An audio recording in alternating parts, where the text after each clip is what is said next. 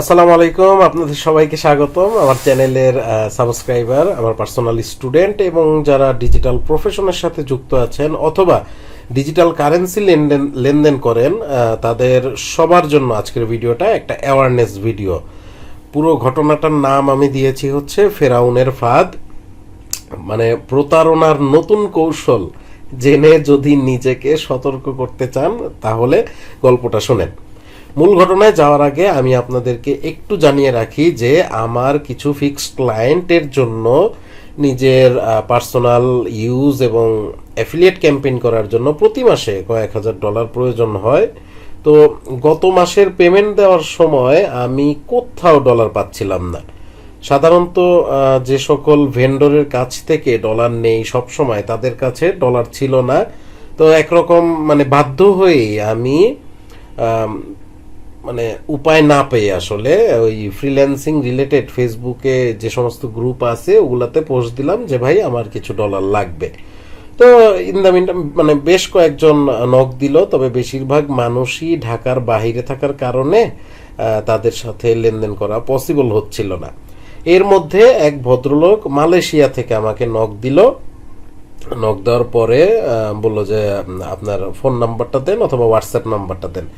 তো আমি WhatsApp number দিলাম। তো উনি ফোন দিয়ে বলল যে ওনার কাছে ডলার আছে কিন্তু সে থাকে হচ্ছে মালয়েশিয়ায়। মানে আমার যতটুকু ডলার প্রয়োজন ছিল ওই তার চেয়েও বেশি আছে, কিন্তু সে থাকে হচ্ছে মালয়েশিয়ায়। তো তার হয়ে তার কাজিন ডিলটা করবে। তো রেট এবং প্লেস মোটামুটি অনুকূলে ছিল। সে বলল যে ভাই লেনদেন হবে ব্যাংকের ভিতরে সিকিউরিটি পারপাস। তো আমি তো আরো খুশি হলাম যে দেখ অচেনা অপরিচিত মানুষের সাথে ব্যাংকের লেনদেন করলে খারাপ না, হ্যাঁ একটা সিকিউর একটা ফিল হবে। Okay fine. তো আমি বললাম যে ওকে ঠিক আছে ভাই। তো আমি রাজি হয়ে গেলাম। ওনার কথা মতন ব্র্যাক ব্যাংকের একটা শাখায় চলে গেলাম আমি। তো কাউন্টার থেকে টাকা তুলে ওয়েটিং রুমে বসে আছি, ওয়েট করতেছি। এর মধ্যেই অচেনা একটা নাম্বার থেকে ফোন আসলো। ফোন পিক করলাম। আমার নাম জিজ্ঞেস করে বলল যে আমি কোথায়। আমি বললাম যে আমি ব্যাংকের ভিতরে ওয়েটিং রুমে বসে আছি 2 তলায়। তো সে আসলো। তা আমি জিজ্ঞেস করলাম যে আপনাকে রাসেল ভাই পাঠাইছে? সে বলল যে জি। ও তার আগে আরেকটা কথা শেয়ার করি, ওই রাসেল ভাই যে মালয়েশিয়া থেকে ফোন দিছে উনি বলছে যে ভাই দেখেন উনি আমার দুঃসম্পর্কের কাজিন না কি জানি এরকম একটা বলছিল যে উনি ঢাকায় থাকে। তো উনাকে আসলে এই ব্যাপারগুলা শেয়ার করার দরকার নাই, আপনি ওনাকে টাকা দিয়ে দিয়েন, দেওয়ার সাথে সাথে উনি আমাকে কনফার্ম করলে আমি এখান থেকে ডলার পাঠিয়ে দিব। বললাম আচ্ছা ঠিক আছে। বলে যে উনি এগুলা বুঝে না, মানে অত বেশি কিছু আপনার কথা বলার দরকার নেই। আমি বললাম আচ্ছা ঠিক আছে ফাইন, আমি তো টাকা দিব, আমি ডলার নিব, আমার কাজ হচ্ছে এটা। তার উপরে আমি নিজেও তো আসলে মানে ঠেকায় পড়ছি, চিপায় পড়ছি। তো পরে উনি আসলো দোতলা। আসার পরে আমি তাকে টাকাগুলো দিয়ে বললাম যে আপনি একটু টাকাগুলো কাইন্ডলি গুনে নেন। In the meantime Rasel ভাই আমাকে হোয়াটসঅ্যাপে নক দিয়ে জিজ্ঞেস করলো আমি তাকে টাকা দিছি কিনা। আমি বললাম যে জি ভাই দিয়েছি, উনি কাউন্ট করে নিচ্ছে। এরপর যে ভদ্রলোক টাকা নিয়েছে সে তার মোবাইল ওপেন করে পেওনিয়ারে লগ ইন করলো দেখলাম। তখন আমার ভিতরে একটু খটকা লাগলো, কারণ ডলার দেওয়ার কথা তো রাসেল ভাইয়ের। পরে ভাবলাম যে ওনাকে হয়তো বা অ্যাক্সেস দিয়ে দিয়েছে, আবার ওই দিক দিয়ে বলছিল যে ওনার সাথে এত কিছু শেয়ার করার দরকার নাই। তো জিনিসটা একটু আমার কাছে কনফ্লিক্ট লাগলো। যাই হোক কিছুক্ষণ পরে দেখি যে রাসেল ভাই ওনার সাথেও চ্যাট করতেছে এবং উনি পেওনিয়ারে সেন্ড মানি করার জন্য যে স্টেপগুলা ফলো করতে হয় সেগুলা করতেছে। তা আমি তো পাশেই বসে আছি, আমি পাশে বসে দেখতেছি। তো মেইল অ্যাড্রেসটা যখন ইনপুট দিল আর কি, বা দেওয়ার সময় আমি বললাম যে ভাই এটা কিন্তু আমার ইমেল অ্যাড্রেস না। উনি বলল যে মানে? আমি বললাম যে আমার মেইল অ্যাড্রেস তো এইটা। সে তখন মানে আমাকে জিজ্ঞেস করলো যে আপনাকে রাসেল ভাই টাকা দিয়ে পাঠাইছে না? আমি বললাম না তো, উনি আমাকে টাকা দিবে কেন? আমি তো আসছি ওনার কাছ থেকে ডলার কিনতে। তখন উনি হা করে তাকায় রয়েছে। ব্যাপারটা তখন আমিও বুঝতে পারলাম।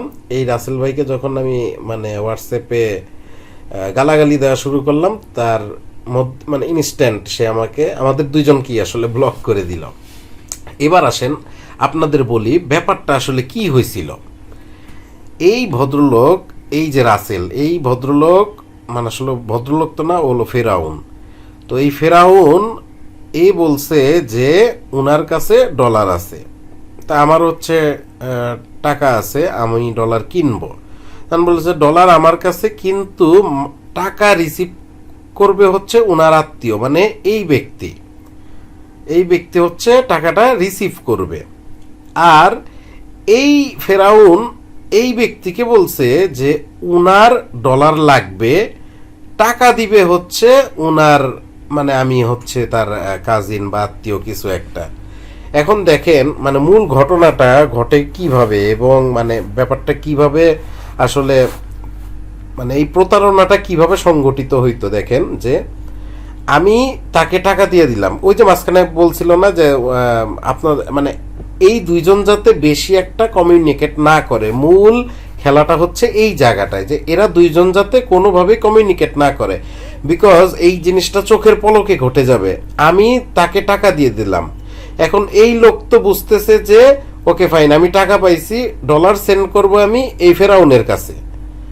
অন দি আদার হ্যান্ড আমি কি একে টাকা দিয়ে দিছি, সে আমাকে ডলার সেন্ড করবে, এই হচ্ছে মেকানিজমটা। এখন এরা দুইজন যদি কমিউনিকেট না করে বা চুপ করে টাকা দিয়ে বসে থাকে, এ তো হোয়াটসঅ্যাপ দিয়ে দুইজনের সাথেই কানেক্টেড আছে এবং খুব তাড়াতাড়ি করতেছে যে ভাই টাকা পাইছেন তাহলে সেন্ড করেন, এরকম মানে কনভারসেশনগুলা ছিল এরকম।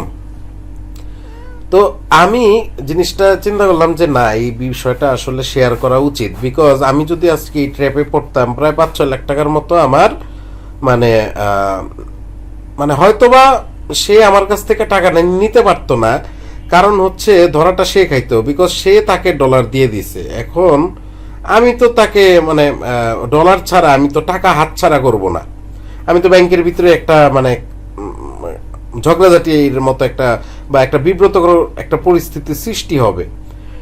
তো মূল কথা হচ্ছে যে মূল ভিকটিমটা হয়তো সে, আর সে যদি পাওয়ারফুল হইতো তাহলে কি সে হয়তোবা আমাকে মায়ের দূর কইরা যেভাবেই হোক আমার কাছ থেকে টাকাগুলো নিয়ে নিত।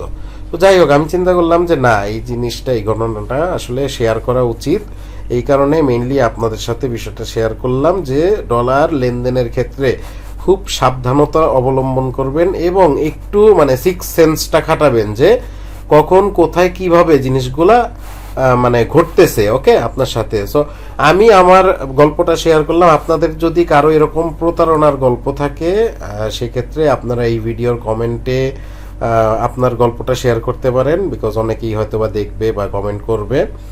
আর ইন দ্য মিন টাইম আপনারা যদি কেউ ফ্রিল্যান্সিং, অ্যাফিলিয়েট মার্কেটিং অথবা সিপিএ মার্কেটিং করতে চান, অথবা ডিজিটাল সেলস, মেইনলি যারা ডিজিটাল এন্টারপ্রেনারশিপ লাইনে আছেন, তারা যদি মানে এখনো সাকসেসফুল না হন বা কিভাবে আসলে টোটাল প্রসেসটা কমপ্লিট করে যদি জানতে চান, সেক্ষেত্রে এই ভিডিওর ডেসক্রিপশন বক্সে আমার আরেকটা ভিডিও দেওয়া আছে, আপনারা চাইলেই দেখে নিতে পারেন।